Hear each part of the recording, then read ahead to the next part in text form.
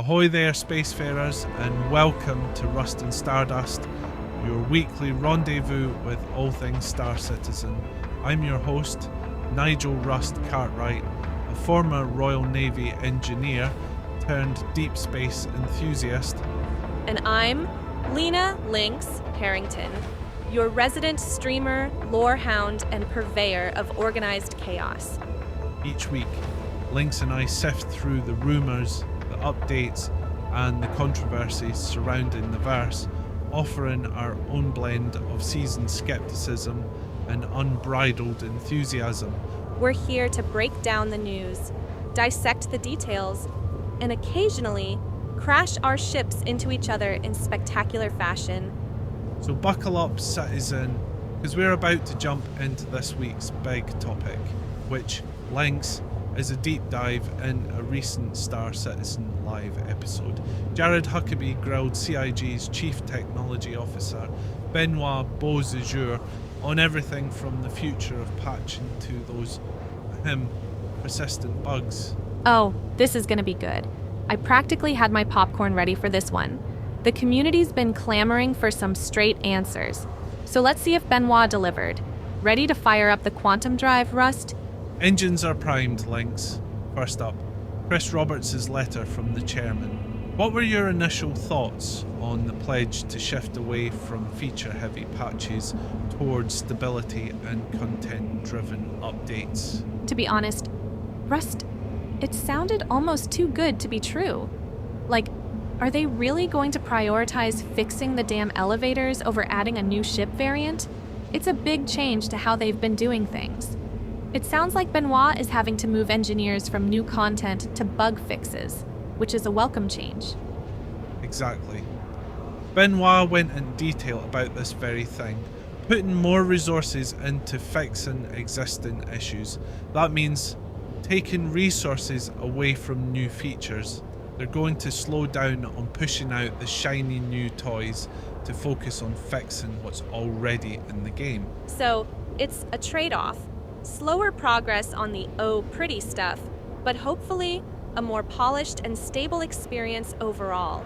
He also mentioned tying the content to ongoing story narratives, which sounds intriguing. But we have to take it with a grain of salt at this point. Right. They talked about a new content and gameplay delivery schedule tied to new stories in the persistent universe. That means less focus on just adding new features every 3 months and more focus on developing the existing game systems to support ongoing narratives. For example, faction warfare and Pyro by the end of the year. Pyro, that's still a death trap right now, right? I'm not holding my breath, but I'm cautiously optimistic about the potential. What about the 4.0 preview, Rust? That was a bit of a moment, wasn't it? A moment is putting it mildly, Lynx. It was a somewhat controversial decision to split the release and keep 3.24 up. What did you think of that approach? Benoit mentioned they did this because the patch wasn't quite ready and they needed more concurrency on it. They knew there were egregious issues and wanted to be fair to players. It allowed players to keep playing 3.24 if they preferred, while experimenting with the preview. He said they were trying to respect the live environment a bit more. The typical decision would have been to just go for it and release 4.0 live. It shows a change of mentality, but he did admit it was a difficult decision. It sounds like they were trying to have their cake and eat it too, a little bit. I think they said there were a large number of players still on 3.24 and banking on the fact that people would go on the 4.0 preview to give them that concurrency. Did that happen?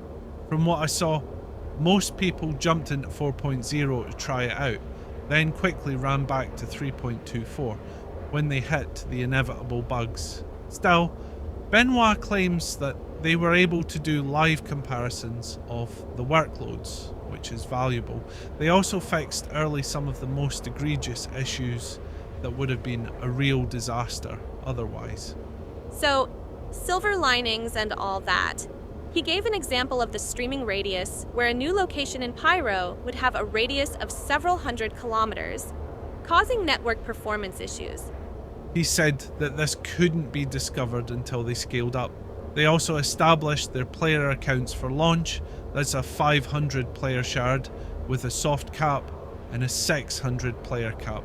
But they had to finalize the latest elements that they identified during the test to launch as well. Before we move on, Benoit mentioned the team fixed 2,900 bugs in total between 3.243 and 4.1 with over 3,300 tasks. That's a lot of bugs. It's a very impressive number, Linx. It just begs the question, did they fix the right ones? The long-term bugs that have been around for ages. Exactly. You know, the kind of issues that make you want to throw your keyboard out the window. Benoit said that most of those issues are filed and raised, but the complexity of some of them requires specific handling. Some problems require experts. The manpower is extremely specialized. He talked about the sandworm features like ATC, ASOP terminals, hangars, and transit. He says it's never a quick change in those systems. It's a Sophie's choice of taking someone off something else for an extended period. So, it's a juggling act, prioritizing the most impactful fixes with the limited resources they have. Well, let's circle back to that letter from the chairman. What did improving playability actually translate into? The first thing is that they're committing more resources to fixing issues that affect the live environment. That means taking resources from features. They're going to slow down on features to get those resources to jump into what he called Camry issues. So, they will give a joker card to those issues, like a get out of jail free card for bugs? Pretty much. It also means increasing bug fixing quotas for teams. They're going to try to jump that up by a lot so that they can actually jump on more bug fixes that matter. They put that in a list called the director's list. They're going to flag issues in their domain and say they need a joker card for it. So, what does working on stability really mean, though? It means aggressively monitoring metrics like server crashes, hybrid crashes, and client crashes. It's about improving the observability so teams can see the issues from the outside, changing systems to be self-healing, establishing budgets for errors and performance, reducing error rates. He said the challenge with stability is that it's a fog of war. You fix one crash, and then more crashes show up. They have a more robust hotfix process this year to help with that.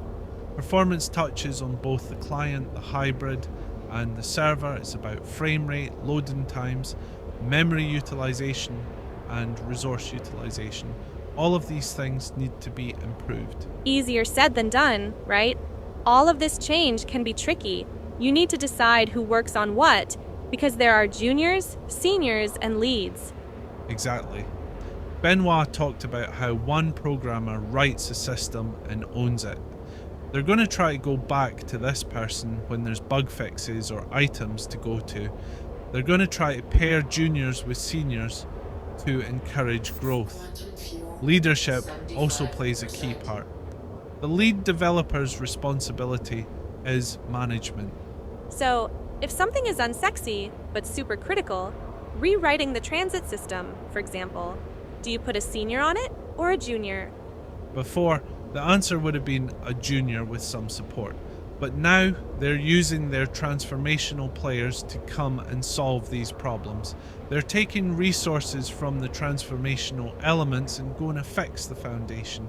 So you're robbing Peter to pay Paul. Let's hope Peter doesn't get too upset. The question is the old feature fixable, or does it need a refactor? They're going to look at whether the way the feature was constructed is compatible with what the PU is going to be. If they need to rewrite it, it will be to take advantage of streaming and server meshing properly. And what about Squadron 42, Rust? How does that affect the resources? A lot of the gameplay systems are the same between the two games. Improvements on one end result in improvements on the other, but context switching between the two projects costs time. So you need to find a scheme where you have the resources on what you're trying to achieve at each milestone. So, there's some good news there. Now, what about the 4.0 preview? Do we have any feedback? Benoit said that they are a drastic change, especially for the issues that affected a lot of players. It's a drastic change, but hopefully for the better. So, is the plan going to work? Will it work out in the end? He said it needs the commitment. It takes time to shift gears and change direction. You need the people in the teams to really grasp what we're after. So, if there's one thing you want to make sure people take away from this today, what is it? He said he wants players to know that they know about the state of the game. They really care about making the work of their teams shine. They're going to work their asses off to get this game stable and solid and to be the game that they want to be. All right, let's move on to some of the specific bugs, starting with server issues. So, what about the login issues and being stuck in position 1? Benoit said they're deeply investigating that right now. It looks like the authorization call is taking multiple minutes to close out. They don't know the cause yet. What about shard locks, and why do servers become unresponsive? He said, your character can only be in one shard. If you get match made into a shard, your character will get unstowed. If that shard is no longer available when you come back, you'll get a 60k error. They've had a lot of issues with that. So there you have it. We are relying on the team to get to work and start fixing these issues. Well, that's all the time we have for this week's episode of Rust and Stardust. Thanks for tuning in, Spacefarers. We'll be back next week with more news analysis and probably a few more complaints about elevators. Don't forget to like, subscribe, and comment. And if you see us in the verse, be sure to say hello or just give us a wide berth. You never know when Rust might be piloting. Fair warning, citizen. Until next time, fly safe, or at least try to.